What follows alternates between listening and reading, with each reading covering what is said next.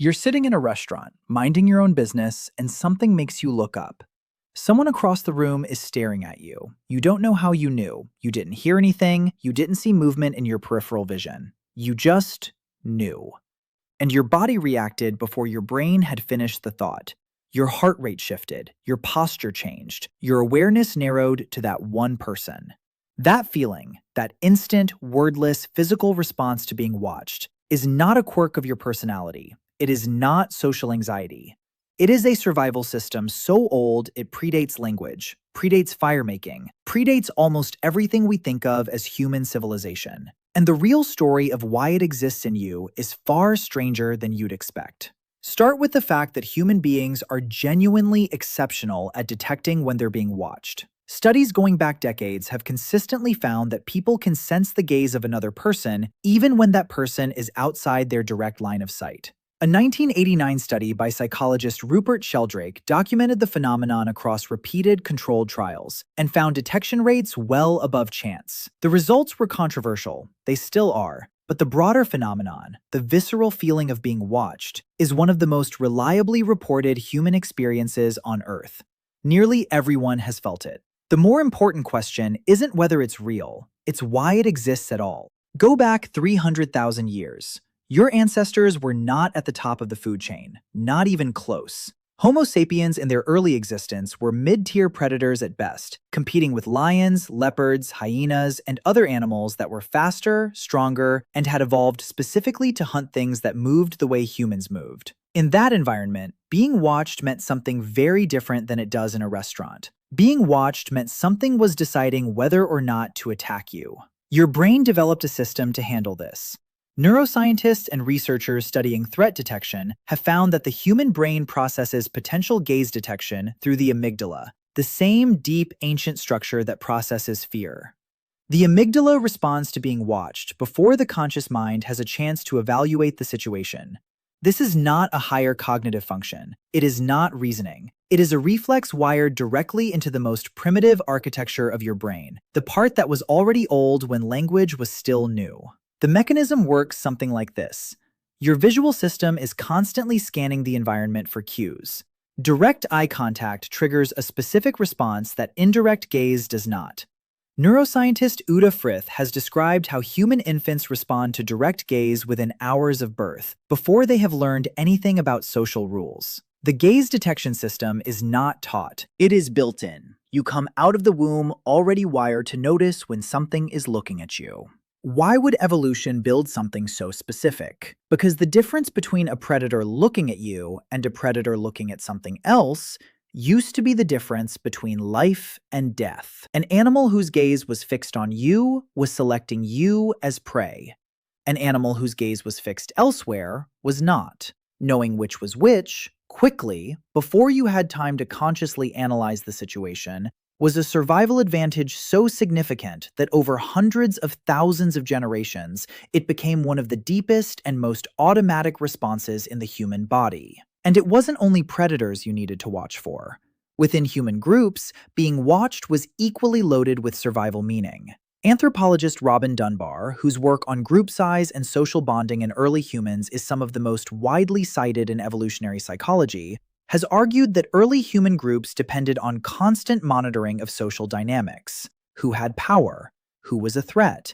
Who was an ally? Who was watching whom? In a group small enough that everyone knew everyone, being the object of someone's attention signaled something significant. A conflict brewing, a status challenge, a test of loyalty. The people who were sensitive to being watched could navigate those dynamics. The people who weren't couldn't. The fear of being watched is, in this sense, really a social early warning system, a signal that something in your environment has shifted, that something requires your attention, that you are no longer invisible. Here is where it gets genuinely interesting. Modern life has taken this system and put it in an environment it was never designed for. Your amygdala cannot tell the difference between a predator selecting prey and an audience at a public speaking event. It cannot distinguish between a rival in your social group sizing you up and a stranger on the street who happens to glance your way.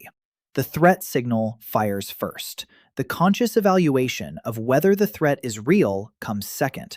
And by the time your rational mind has assessed the situation as probably fine, your body has already responded, heart rate elevated, posture adjusted, attention narrowed. This is why stage fright exists, why public speaking consistently ranks among the most common human fears, often above the fear of death in survey after survey.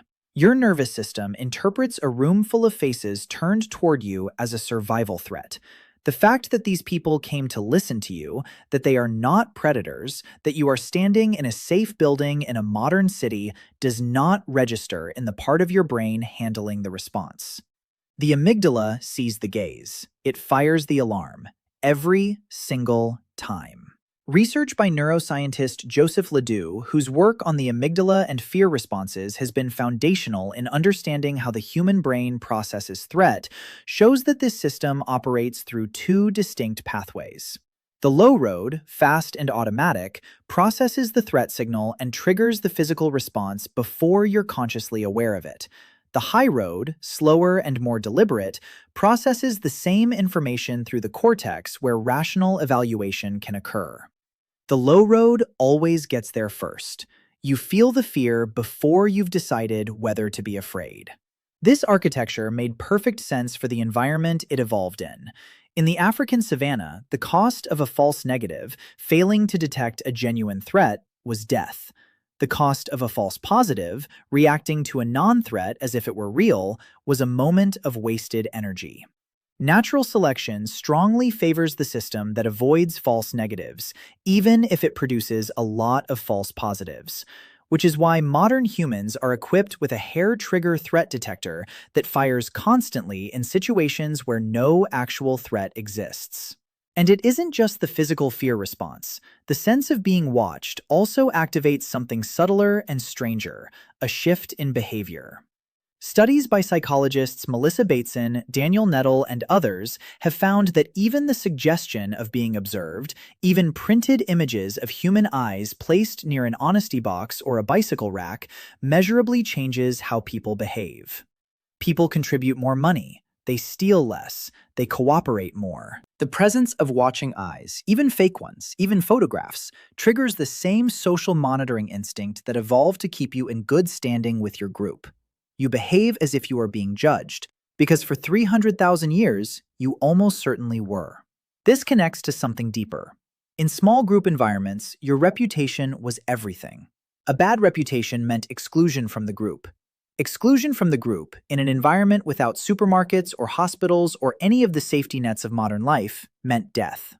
Your ancestors who were most sensitive to being watched, most responsive to the possibility of social observation and judgment, were the ones most motivated to maintain behaviors that kept them included. Their genes are in you. The sensitivity to being watched is not separate from your social instincts. It is woven directly into them. There's one more layer to this, and it might be the strangest of all. The feeling of being watched doesn't require an actual observer. Research in psychology has found that humans frequently experience the sense of being watched even when completely alone, in empty rooms, in darkened spaces, in unfamiliar environments. Evolutionary psychologists suggest this is the system defaulting to the more cautious assumption. In an uncertain environment where the cost of missing a real observer is lethal and the cost of falsely assuming one is merely embarrassing, the rational bet is always to assume you might be watched. Better to feel watched in an empty room and be wrong than to feel safe in a room with a predator and be right too late. This is why darkness is frightening. Not because darkness itself is harmful, but because darkness eliminates your ability to detect whether something is watching you. The fear is not about what you can see. It is about what you cannot rule out. So the next time you feel it, that prickling awareness at the back of your neck, that sudden sense of eyes on you from across a room, or the heightened alertness of walking alone at night, you are not being irrational. You are not being paranoid. You are running a threat detection system that is 300,000 years old. A system that kept every single one of your ancestors alive long enough to have children, in environments where the cost of missing a single watching gaze could be the last mistake you ever made. The restaurant you're sitting in is not the savannah. The person across the room is almost certainly not a predator. But your brain was not built for the restaurant. It was built for everything that came before it, and it has not forgotten.